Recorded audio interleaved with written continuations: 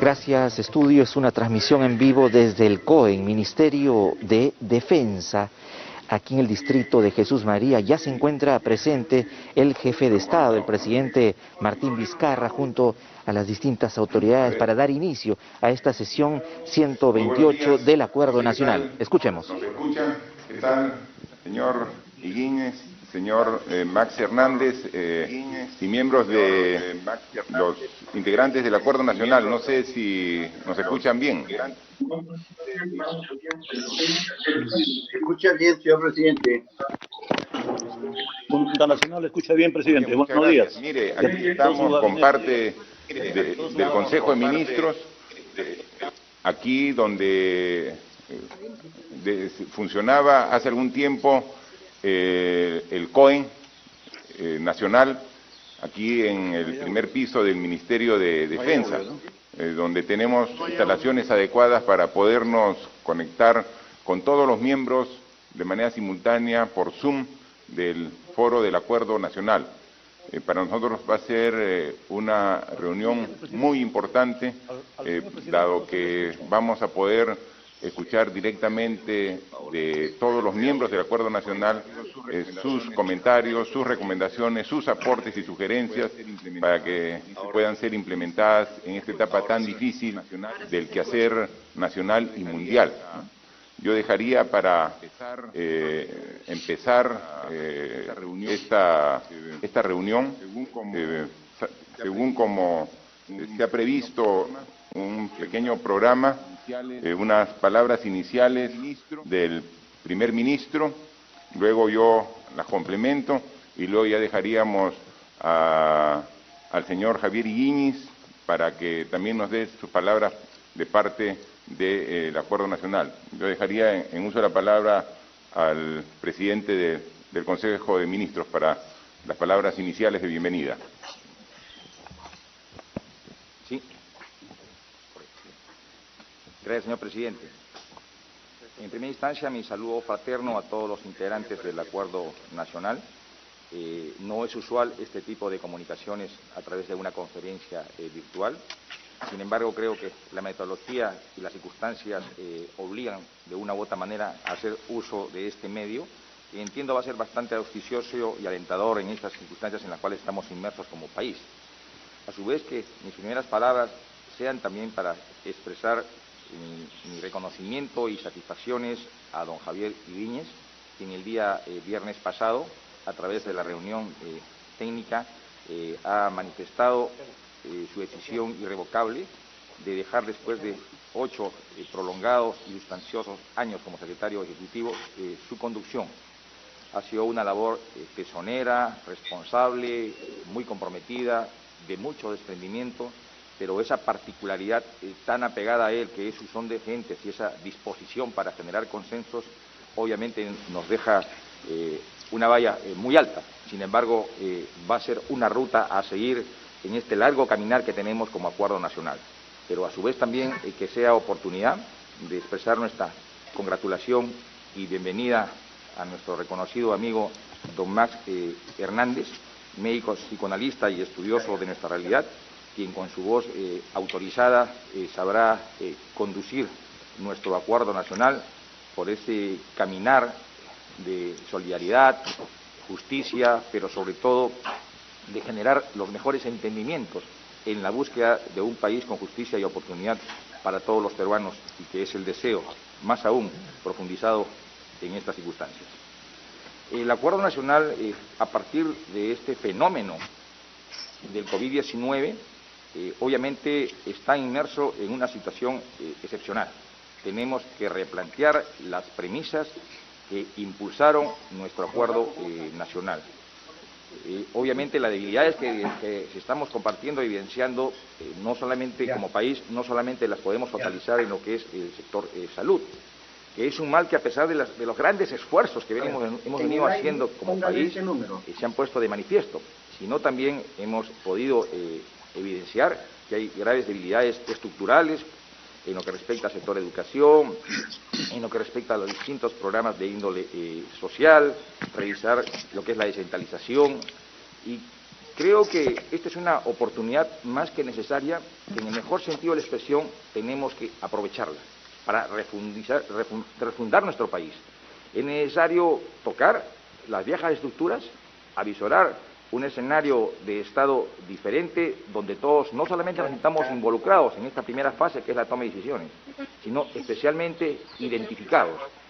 Muchas veces el acuerdo nacional, por más énfasis que hayamos puesto en generar consensos, ha quedado focalizado cual si fuera una particularidad de un segmento de la sociedad, cuando la connotación primigenia del acuerdo nacional era que tenga una manifestación que involucre a todos los peruanos, cualesquiera que sea su función, su condición o ubicación.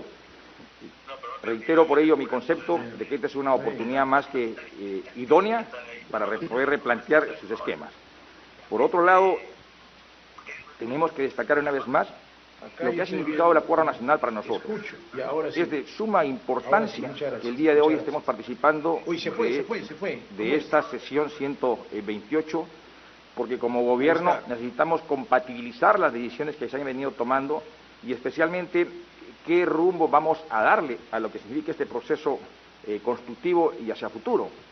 Hemos tomado decisiones, obviamente las circunstancias así lo exigían, para unos bastante beneficiosas, para otros sujetas seguramente a un nivel de observación, pero de ninguna manera en estas decisiones ha impregnado algún criterio subjetivo, más sí un ratificado compromiso de velar por el bienestar y especialmente la salud de todos los peruanos.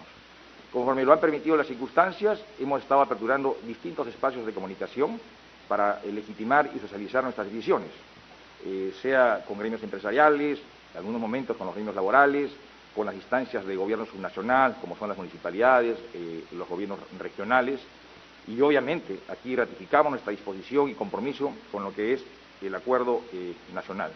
Una vez más, como gobierno y a instancia del señor presidente, reitero nuestra satisfacción de poder compartir esta jornada de trabajo. Buen día para todos ustedes. Muchas gracias, Premier. Solamente destacar que hoy es la sesión número 128 del Acuerdo Nacional. Y recordar que la anterior, la sesión 127, se llevó a cabo el 17 de diciembre del año pasado, 2019. Estaba en esa oportunidad como presidente de la República en calidad de anfitrión en Palacio de Gobierno. Y el tema que discutimos y analizamos en esa oportunidad fue de suma importancia. Fue un informe de Naciones Unidas sobre el índice de desarrollo humano en el Perú. Un tema sumamente importante porque obviamente la razón de ser del Estado es el ser humano. La razón de ser de las instituciones, de las autoridades, es trabajar en beneficio de un desarrollo humano.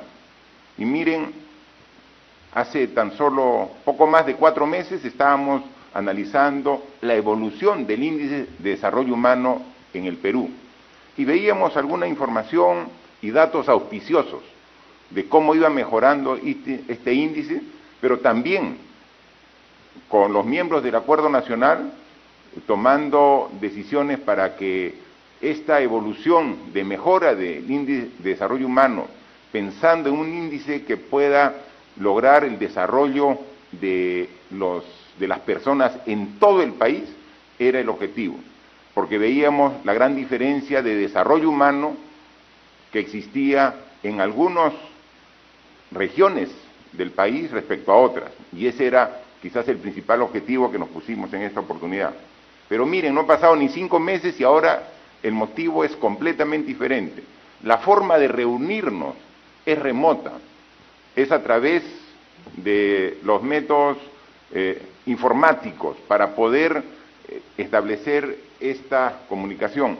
Mire, en menos de 5 meses cómo ha cambiado nuestro país y cómo ha cambiado el mundo. Estamos viviendo una pandemia que afecta a más de 200 países del mundo, que a la fecha ya ha infectado a más de 3,5 millones de personas y que ha generado más de 250,000 muertos alrededor del planeta, y que nos lleva a una forma de relacionarnos completamente diferente. Esta situación, desde el primer momento, ha sido tomada con mucha seriedad y responsabilidad por parte del gobierno y por parte también de la población. Hemos tomado decisiones desde hace 50 días, declarando un estado de emergencia y unas medidas excepcionales para poder contener el avance del contagio. Y los resultados, si no han sido los que exactamente esperábamos, sí han sido auspiciosos en función de lo que se ha evitado, lo que hemos podido evitar en función del esfuerzo de todos los peruanos. Esta no solamente es una crisis de la salud, no es una crisis sanitaria.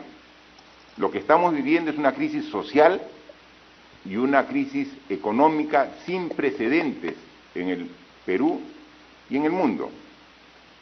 Las comparaciones con situaciones similares del pasado nos remontan a siglos anteriores y todavía, incluso, el efecto real no lo tenemos dimensionado en toda su magnitud porque estamos todavía en pleno proceso de esta crisis. Solamente vamos a salir adelante con decisión, con firmeza y con unidad de todos los peruanos. Y por eso tiene mucha significación esta reunión. En el acuerdo nacional participa no solamente el gobierno, que es un actor más de este importante foro, están presentes los gobiernos regionales, a través de la Asamblea Nacional, la Asociación de Municipalidades del Perú, están representados en este acuerdo nacional todos los partidos políticos que son parte integrante del Congreso de la República. Como parte de la sociedad civil está el Concilio Nacional Evangélico, está la Confederación General de Trabajadores del Perú, está también los empresarios a través de la Confederación Nacional de Instituciones Empresariales Privadas, la Conferencia Episcopal Peruana, el Consejo Nacional de Decano de los Colegios Profesionales, la Coordinadora Nacional de Frentes Regionales, la Mesa de Concertación para la Lucha contra la Pobreza, la Plataforma Agraria de Consenso para el Relanzamiento del Agro Peruano, la Sociedad Nacional de Industrias. Es decir, tenemos en este foro una representación de la sociedad, de la población de nuestro país, y en consecuencia va a ser sumamente importante recibir los aportes y comentarios.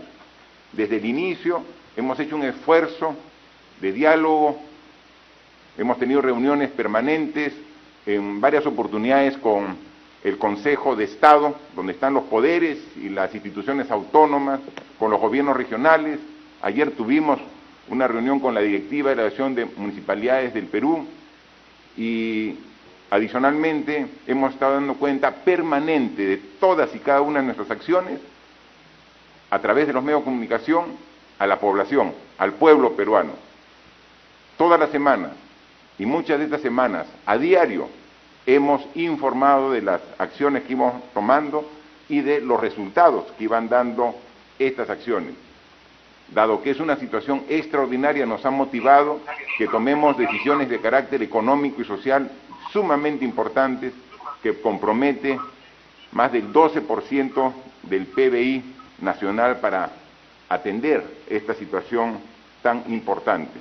En consecuencia, estamos en una situación extraordinaria que reclama del Perú en su conjunto, población, sociedad civil e instituciones, respuestas extraordinarias para poder salir de esta situación con el menor daño y efecto posible en las personas. Así que yo dejo a los miembros del Acuerdo Nacional para que también poder escuchar. Nosotros por parte de aquí del del gobierno.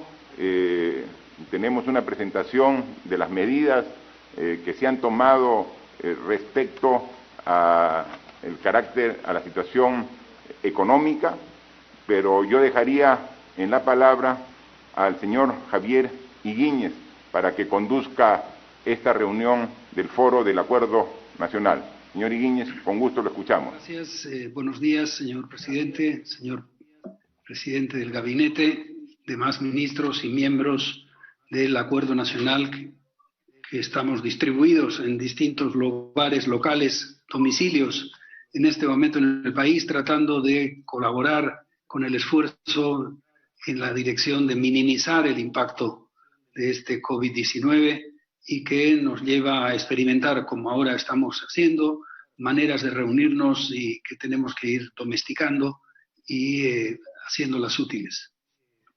Muchas gracias, señor presidente y señor presidente del gabinete. Saludo también entonces a los ministros, no sé cuáles están finalmente porque en las pantallas no se ve con toda seguridad, pero los menciono en general para no cometer errores. Doy la bienvenida, como suele ser usual en estas sesiones, a los nuevos representantes de la Asamblea Nacional de Gobiernos Regionales, a su presidente, señor Servando García, gobernador de Piura, y a su vicepresidente, señor Juan Manuel Alvarado, gobernador de Huánuco. También nuevos representantes de Alianza para el Progreso, el congresista Luis Valdés, y del Frente Amplio, el señor Jorge Aparcana. Hoy nos acompañan por primera vez los partidos políticos recientemente incorporados al Acuerdo Nacional. FREPAP, representado por los señores Wilfredo Tenorio y Jesús López, Partido Morado, representado por el congresista Francisco Sagasti y el señor Rodolfo Pérez, y Podemos Perú, representado por el señor Enrique Wong. Además, se incorporará al acuerdo el partido Somos Perú, representado por el congresista Guillermo Aliaga. Estoy seguro que estoy dejando de lado a algunos invitados especiales y particulares que en esta oportunidad están con nosotros, pero pido disculpas. Hoy tratamos un tema que afecta al mundo entero y contamos con la participación de los representantes del PNUD, también con ellos, los señores Igor Garafulik y María del Carmen Sacasa. Entro a la exposición central, que espero será muy breve, pero es una especie de memoria y agradecimientos que corresponde con el momento que vivimos, pero sobre todo con la transición dentro del propio Acuerdo Nacional. Señores miembros del Acuerdo Nacional, como ven, voy a leer el texto. Me toca presentar en esta sesión 128 del Foro del Acuerdo Nacional una brevísima memoria de nuestro trabajo en el último tiempo y expresar mi agradecimiento a quienes han hecho realidad una valiosa experiencia de diálogo y consenso. Hemos asignado unos breves minutos para ello, pues una versión virtual les será distribuida próximamente. En cuanto a lo realizado en el foro, deseo empezar destacando las políticas de Estado aprobadas por unanimidad en la última década. No es del todo raro que, tras haber bregado para darle contenido a una agenda que las circunstancias pusieron en manos del Acuerdo Nacional para su deliberación, encontráramos cierto hilván que une sus componentes. Algo así me parece que sucedió en este caso con las políticas consensuadas en la década anterior, que reflejan aspectos medulares de toda enraizada mirada de la nación. Como decía el intelectual puneño Emilio Romero hace casi 90 años, tierra, agua y humanidad son las bases de la vida de la nación. Y son estos elementos justamente los que encontramos en las políticas de Estado 33 sobre recursos hídricos y 34 sobre ordenamiento y gestión territorial. Ambas fueron consensuadas luego de prolongadísimos diálogos y eran asuntos que además estaban en la agenda de la discusión pública y eran fuente de conflictividad en el país. Un año costó llegar a las aproximadamente 2 páginas de cada una de estas políticas. Las discrepancias originales no eran pocas. No debe ser tampoco casual que antes del aislamiento social que soportamos y de la modalidad virtual en educación, aprobáramos la política de Estado 35 sobre digitalización y sociedad del conocimiento. La humanidad de hoy requiere incorporarse en esa sociedad. Añadamos al aspecto humanizador de la vida que el foro impulsa el recuerdo de que tras una huelga de 150 días aceptamos la responsabilidad de elaborar los objetivos y diversos aspectos de una reforma de salud que fue aprobado por todos los gremios, partidos y representantes de las autoridades gubernamentales. Hoy, en plena pandemia, su urgencia clama a gritos un sitio en la agenda nacional. También son urgentes los objetivos desatendidos por largo tiempo de llegar al 6% del PIB en educación y el mínimo de 18% del producto en recaudación tributaria. Claro está que vivimos otro momento en el país y que no hay retorno, pero las bases de la vida de la nación han sido consideradas por el Acuerdo Nacional y pueden ser parte de una nueva construcción apoyada en la tierra, el agua y la humanidad de sus gentes. Pero el Acuerdo Nacional es ante todo un foro. Los extremos del espectro político e ideológico del país han atendido en buenos términos las convocatorias a escuchar y ser escuchados en este clima de discreción sin publicidad en el que ocurren las deliberaciones. Los logros han sido, como debe ser a mi juicio, intangibles y han permitido despejar dudas y descartar animadversiones personales entre dirigentes, incluso aunque hubiera en curso medidas de lucha en las calles contraponiendo los intereses de unos y otros. Los agradecimientos requerirían mucho más tiempo. Deseo dejar constancia de estar recogiendo personalmente un legado de quienes me han inspirado en la labor política. Me refiero a los siempre acogedores Gustavo Mome, Alfonso Barrantes y Henry Piz. En ese orden, los bocaditos de chifa, las lentejas y un pisco especial servían para resistir largas reuniones. Espero haber prolongado su bonomía, así como el cultivo del diálogo y de los acuerdos. También debo agradecer a los 3 presidentes de la República y del Acuerdo Nacional con los que he tratado y que junto a sus presidentes del Consejo de Ministros han captado bien y de buen grado nuestra autonomía, resumida en la expresión que dice que el gobierno es parte del Acuerdo Nacional, pero que el Acuerdo Nacional no es parte del gobierno. Esta ha sido una condición indispensable para que representantes de distintas tendencias acudieran a nuestras convocatorias y dedicaran tiempo a discutir y aprobar los documentos, así como a opinar en las deliberaciones del foro. En estas 2 décadas ha contribuido a ello el programa del PNUD y su comprensión de lo peculiar del Acuerdo Nacional. El equipo de la Secretaría Ejecutiva y yo nos hemos esforzado en demostrar nuestro sincero respeto por todos los miembros del Acuerdo Nacional. Siempre he tenido una estima particular por todos quienes asumen responsabilidades dirigenciales y políticas. Es un aporte valiosísimo al país, imprescindible para los pobres cuando está a su servicio. Agradezco a los miembros del acuerdo por su voluntad para llegar a consensos cuando no se veía la luz, por su aprecio personal a lo largo de estos años y por la aceptación en buenos términos del orden que, aunque innecesario, conducía al fluido discurrir de tan diversas opiniones. No siempre es fácil.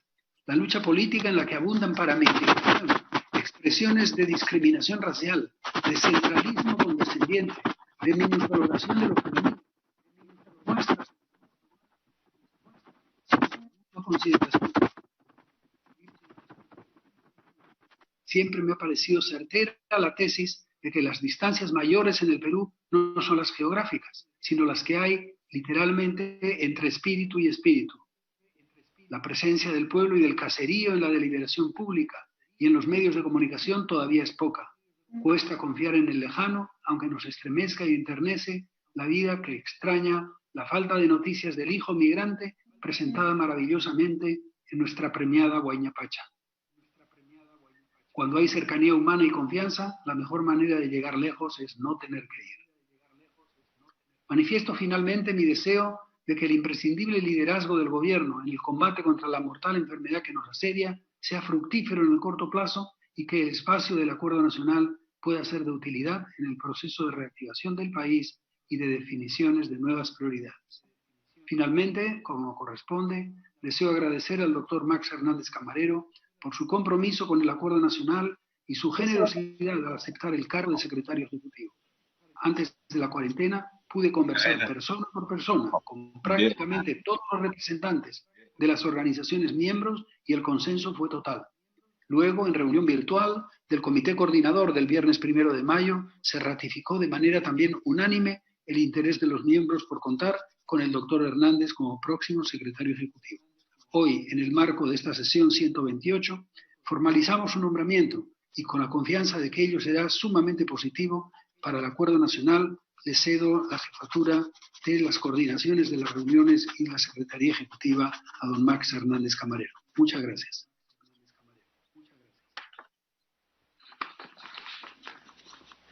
Muchas gracias, señor Guiguíñez.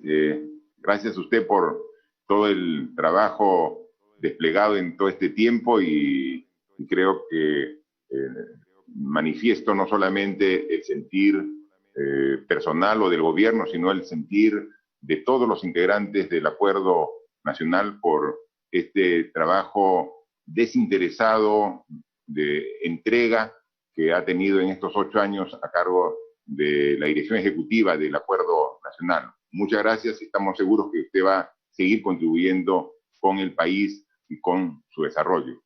Así que, como usted bien lo ha dicho, se le aposta al doctor Max Hernández y lo escuchamos al doctor Hernández. Gracias. Agradezco, en primer lugar, al presidente de la República y a los miembros participantes del Foro del Acuerdo Nacional, a la Secretaría Ejecutiva y al Secretario Ejecutivo Javier Guiguíñez por haberme confiado tan honrosa tarea. Creo, señor presidente, que al haber usted convocado al Acuerdo Nacional con un tema de inmensa urgencia, pero también de enorme trascendencia para el futuro de nuestra patria, y creo que el Foro del Acuerdo Nacional, consciente de la inmensidad, de la confianza y la tarea que nos están entregando, podrá deliberar dentro de los márgenes que implican los acuerdos y los objetivos fundamentales del Acuerdo Nacional. Es decir, la democracia y el Estado de Derecho, la equidad y la justicia social, la productividad responsable y las reformas hacia un Estado eficiente en lucha contra la corrupción. Todo ello enmarcado en un primer momento en el objetivo de los desarrollos del milenio y ahora en los objetivos de desarrollo sostenible. Es una tarea muy importante y muy difícil, señor presidente. Confío además que este sea el inicio de una apertura mayor al diálogo que siempre es necesario, que usted ha mantenido, pero que en estos momentos las exigencias de un reto que nos convoca a todos. Disculpen que me entrecorte, pero escucho muchas conversaciones ahí detrás. Sería bueno que apaguen el mute quienes no están usando. Decía, señor presidente, que agradezco muy especialmente esto y sin más, señor presidente, le pido al señor Rayi Burum que presente el primero de los dos grandes temas, es decir, la situación actual con respecto al COVID, y luego la señora ministra de Economía y Finanzas presentará el otro gran tema, la reapertura económica y social del país. Muchas gracias. Señor Barún, lo invito a que haga uso de la palabra. Gracias. Primero, antes que nada, quería agradecer a todos por la invitación. En verdad, realmente es un honor poder estar aquí y presentar parte de la investigación que estaba haciendo en mi tiempo libre. No sé si podemos proyectar las diapositivas.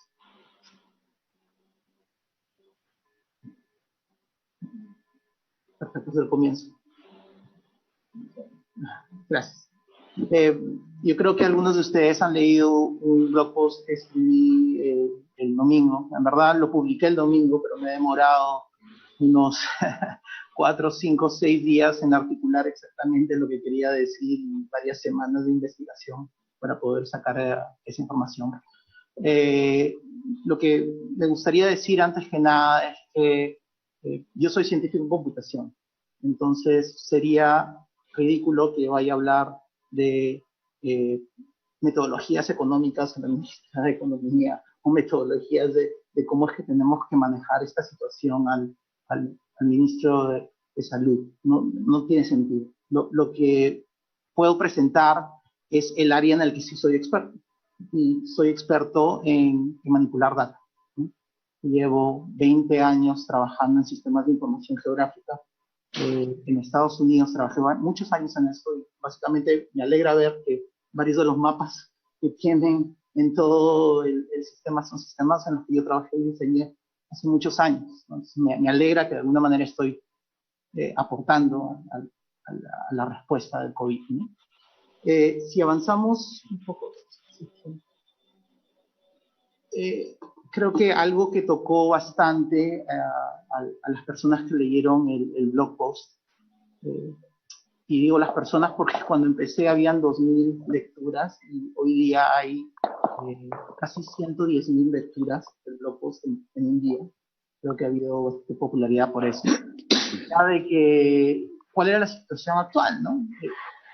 Antes de empezar todo esto, si es que no hacíamos absolutamente nada, las proyecciones de diferentes modelos decían que iba a ser un desastre total, ¿no? Íbamos a tener 463.000 muertos en este modelo y podemos discutir si es que es 463 o 280, si R tendría que ser 2.8 o 5, pero el hecho es muy simple, que si no hacíamos nada, iba a ser un desastre, ¿no? Si un poquito, miramos un poquito el historial de las etapas del martillazo, el famoso martillazo, que me parece un poco gracioso que yo esté hablando cuando las policías venían de este tipo. Podemos medir básicamente las diferentes etapas de lo que ha pasado con el virus, ¿no? Aquí lo que estamos viendo es la progresión del valor de R calculado con los datos que he podido encontrar, indagar de diferentes lados durante los últimos 2 meses. Básicamente, si miramos el inicio de este proceso, de nuevo, la parte gris, para los que no conocen, son datos alternos posibles. Significa que, a pesar de que hay un punto rojo, cuando el área es grande, el rango de error es grande, el valor puede ser o arriba o abajo, en cualquier punto de esa área gris. Entonces, inicialmente, como no teníamos muchas medidas, no sabemos exactamente cuál es el valor de R. Pero sabemos que el valor de R es alto. Eso sí lo podemos saber. ¿Por qué? Porque estamos midiendo qué tanto se está reproduciendo ese virus, ¿no? Acá no estamos mirando el impacto de cuántas personas se están muriendo, no estamos mirando el impacto de cuál ha sido digamos, el nivel de destrucción dentro de la población, sino lo que estamos midiendo es qué tan rápido está creciendo el virus, ¿no? Entonces, inicialmente no sabemos exactamente, por eso la área gris es grande, pero sí sabemos que está alto y que tenemos que hacer algo para poder bajarlo. Obviamente el 15 de marzo declaramos el estado de emergencia, ¿no? Y durante la progresión de cada vez que se ha ido extendiendo, está claro las medidas que han ayudado a que ese número baje o suba, ¿no? Por ejemplo, en el 26 de marzo, cuando miramos la data que es disponible, empezamos a aumentar la cantidad de tests. Pues obviamente si lo que yo estoy midiendo es la cantidad de casos nuevos y aumentamos la cantidad de test, obviamente que el número va a subir. Pero el área de incertidumbre también se va a bajar, ¿no? Entonces con eso, a pesar de que el número está subiendo, mi grado de incertidumbre baja y ya puedo saber de cuál es, me puedo acercar un poco más al cálculo del R verdadero, ¿no? Y El 8 de abril, básicamente después de extender y de las políticas que se han estado haciendo, el valor de R ha ido bajando, pero sí ha habido una etapa durante el 10, 12, no sé exactamente, ahí tengo que mirar la fecha exacta, pero que el valor se ha ido como estabilizando. ¿Qué significa esto? Que a pesar que hemos tenido mano dura con ciertas cositas, se necesita ajustar un poquito más para poder bajar ese valor. Y desde el 23, básicamente en Lima, porque existen valores para otras regiones, el valor se ha mantenido estable, ¿no? Y eso se puede deber a muchas cosas como los focos de infecciones en mercados y cosas así. Cosas que yo sé que los ministros aquí saben más que yo. ¿A qué nos referimos cuando hablamos del huayno, no? El huayno viene, bueno, la idea de Hammer and the Dance, que yo sé que varios de ustedes lo han leído. El Hammer es el pedazo del martillazo, es lo que ya hemos estado viendo. En The Dance es básicamente la parte de qué es lo que pasa después de que acaba la cuarentena. En nuestro caso, tenemos que adaptar esas medidas que estamos haciendo a las realidades peruanas, ¿no? Entonces, en vez de llamarlo de dance, le llamo el wine, la versión peruana de dance. La idea durante todo este momento, durante el periodo del martillazo, el periodo post-martillazo, ¿no? Es tratar de mantener esa R debajo de 1. Porque si mantenemos ese valor debajo de 1, significa que en esa sección el virus va a desaparecer, va a morir, ¿no? Entonces, primero le tengo que pedir disculpas porque mi estilo de presentación es muy coloquial. Este es un meme que pasa constantemente en las redes, ¿no? Donde están hablando de cuál es el factor más grande que está impulsando la transformación digital. Y lo gracioso es que el COVID ha hecho que todas las organizaciones privadas hayan entrado en un modo de aceleración de transformación digital que no existía antes. Si antes el proceso era, bueno, vamos a hacer una transformación digital en 6 meses, ahora es, ¿qué es lo que vamos a hacer en 7 días, una vez que salgamos de la cuarentena? Esto es algo que yo estoy muy metido en el área de emprendimiento, he hecho 2 startups, y es algo de lo que hablamos constantemente dentro del rubro de emprendimientos, ¿no? ¿Qué es lo que sucede? Que ese aprendizaje está generando que bastantes de las empresas, como las mías, como las de otros amigos, estamos mirando un montón a la data que existe para transformarnos en una organización que toma decisiones basadas en data. Pero lo que estamos viendo alrededor del mundo es que las otras organizaciones también, los gobiernos, están mirando la data, ¿no? Y no se trata simplemente de medir lo que sea, sino de medir las cosas adecuadas. Y en este caso, el punto de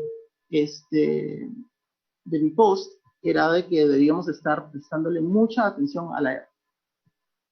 Si miramos este gráfico que generé esta mañana, es un gráfico de la expansión del virus día a día, ¿no?